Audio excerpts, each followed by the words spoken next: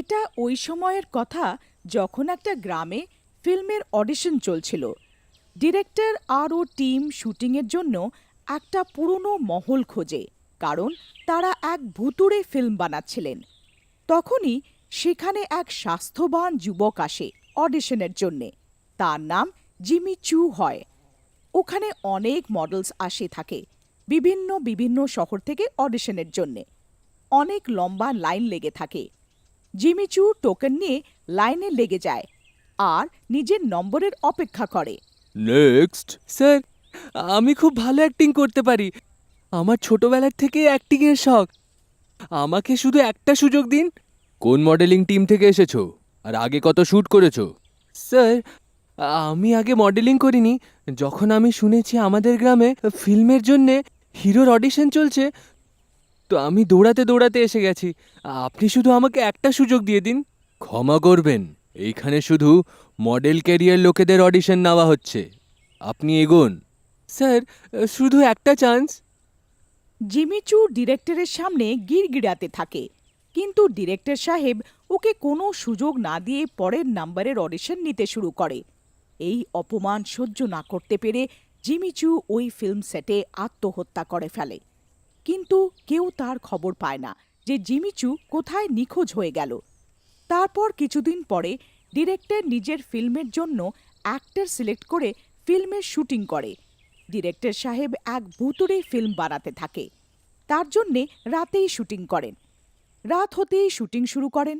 ভয়ানক করার জন্য জোরে জোরে হাওয়া, ভয়ানক আওয়াজ চালানো হয়। Light, camera, action. কত নির্জন এই গ্রামটা। এরকমই একান্ত দরকার ছিল আমার।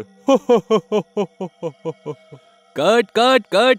আরে এ কি করছো হিরো মশাই? এরম করলে কি করে সিনেমা হবে? কোনো ফিলিংই আসছে না ভুতুড়ে সিনে। ওকে, আরেকবার করছি। Lights, camera, action. আমি সর্বশক্তিমান। আমি পুরো ভূত লোকেদের রাজা।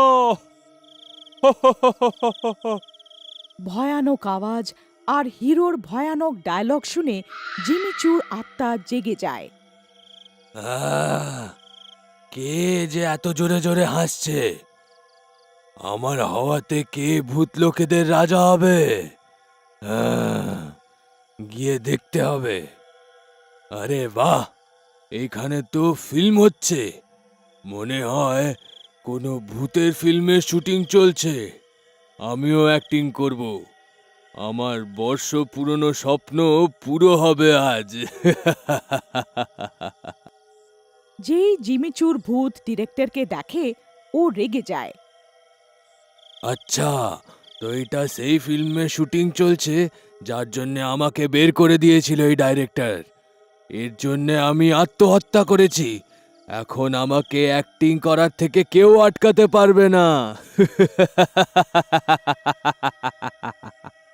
তারপর জিমিচুর ভূত ওই হিরোর ভেতরে ঢুকে পড়ে। আরে, কি হচ্ছে আমার? আমার শরীরটা এত ব্যথা করছে কেন? ও, ও, এত ভারী কেন লাগছে? হে ভগবান, এ কি হচ্ছে আমার? ও, ও, ও। জিমিচু ভূত পুরো হিরোর শরীর দখল করে নেয়। আর তখনই হিরোর চোখ ভারী হয়ে যায়। ও রেগে ডিরেক্টরের দিকে তাকায় আর ট্যাড়া গলা করে বলে, এই ডাইরেক্টর, এখন বল, লাইট, ক্যামেরা, অ্যাকশন। আরে বাহ, তুমি তো পুরো ভুতুড়ে ক্যারেক্টারে ঢুকে পড়েছো। বাহ আমার হিরো। এখন হবে film number 1। Lights, camera, action. আমি হব সর্বশক্তিমান। আমি হব ভূতেদের রাজা।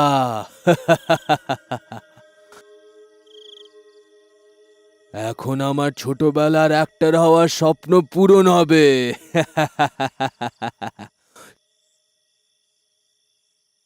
চলো, অনেক হলো, বাকি কাল হবে শুটিং। আরে পাগল হয়ে গেলে কি? শুটিং কেন বন্ধ করলে? আর স্ক্রিপ্টে যা ডায়লগ লেখা আছে সেইটা বলো। এই ডাইরেক্টর, আমি আমার মতন কাজ করব, বুঝলি? তুই কে হোস বলার আমাকে? হুম, প্যাকআপ। বাকি শুটিং কালকে হবে। হিরো অনেক হাঁপিয়ে গেছে, ওকে আরাম করতে দেওয়া হোক। তারপর হিরো নিজের ঘরে যায়। হিরো যেতেই টিমের বাকি লোক একত্রিত হয়। আরে কি হয়ে গেল? আমাদের হিরোর একদম ক্যারেক্টারে ঢুকে পড়েছে মনে হচ্ছে। না, আমার কিছু অন্য গল্পই মনে হচ্ছে।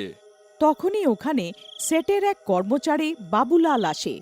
সাহেব, আপনি মনে হয় ধ্যান দেননি। উনি বললেন কি ছোটবেলার স্বপ্ন পূরণ হবে। ডাইরেক্টর মশাই, আপনার মনে আছে অডিশনের সময় এক সুস্থ যুবক এসেছিল গ্রাম থেকে হিরোর রোলের অডিশন দিতে, আর আপনি তাকে মানা করে ফেরত পাঠিয়ে দিয়েছিলেন। হ্যাঁ বাবুলাল, তুমি ঠিক কথা বলছো। সেও এরম কিছু একটা বলেছিল। সবাই অনেক ভয় পেয়ে যায়, কেন কি ওরা বুঝতে পেরে যায় জিমিচুর ভূত ওই হিরোর ভেতরে ঢুকে পড়েছে। তখনই ভয়ানক ভয়ানক আওয়াজ আসতে শুরু করে। ভুতুরে অ্যাক্টরের রহস্য জেনে ওই কালো রাত আরো ভয়ানক হয়ে যায়। তখনই কিছু আওয়াজ আসে। এই এই আমার খাবার কোথায়? আমার রক্ত খাবার আছে। কোথায় আছে রক্ত? আরে এই সময় রক্ত কোথা থেকে আনবো? তোমার জন্য খাবার যা রাখা হয়েছে তাই খেয়ে ফেলো। এই, তোর এত সাহস যে তুই আমাকে মানা করবি? ওই সময় আমাকে মানা করেছিলিস, আমি অনুরোধ করে ফেরত চলে গেলাম। এখন আমি খুব শক্তিশালী। আমাকে এক্ষুনি মাংস আর কলিজা এনে দে, না হলে তোর রক্ত খাবো আজ।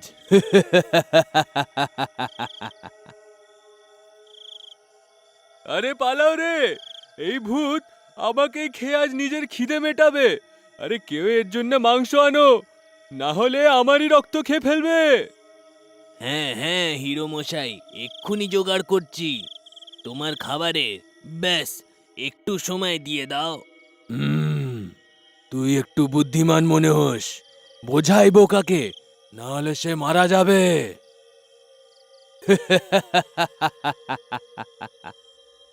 আরে বোকা, তুই কি বিপদ ডেকে নিলি? এত রাত্রে কোথায় থেকে আনবি মাংস? তুই একে বলে তো দিলি যদি মাংস না আনিস তাহলে এ আমাদেরই কাউকে জ্যান্ত ছাড়বে না। আরে সাহেব, এই ভূতকে মাংস দিয়ে দেওয়াই বুদ্ধিমানী, না হলে কাল সকালে দেখা যাবে আমাদের মাংসই এ খাচ্ছে। আপনি চিন্তা করবেন না, আমি একটা মাংসর দোকানের ব্যাপারে জানি, ওইখানে নিশ্চয়ই পেয়ে যাব মাংস আর কলিজাটা। তারপর বাবুলাল মাঝরাতেই মাংস কিনতে চলে যায়।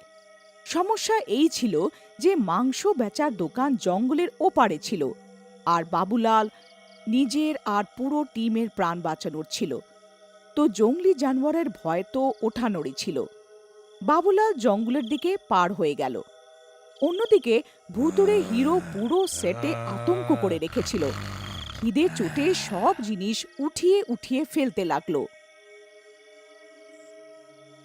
আরে প্রাণ বাঁচাও কেউ আমাদের! কোথায় এই ভূতের চক্করে পড়ে গেলাম? এ তো আমাদেরই সিনেমা বানিয়ে দিল। আরে আমার তো এত পয়সা লেগে গেল এই ফিল্মে, আমি তো বরবাদ হয়ে গেলাম না। ঘরেরও থাকলাম না আর বাইরেরও থাকলাম না। এত পয়সা লাগিয়েও না ফিল্ম হবে আর নিজের প্রাণও যাবে। ভুতুড়ে হিরোর আতঙ্কে সবাই এক জায়গাতেই বসেছিল। ভয়ের চোটে সবাই কাঁপছিল।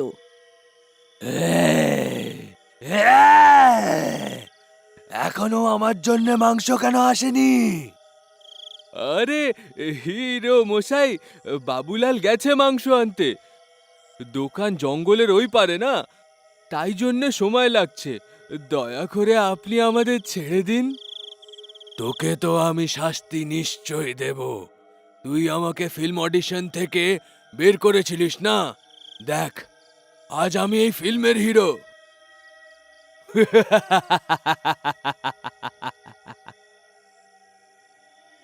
এই ভিডিওর দ্বিতীয় ভাগ দেখার জন্য নিচে দেওয়া লিংকে ক্লিক করুন।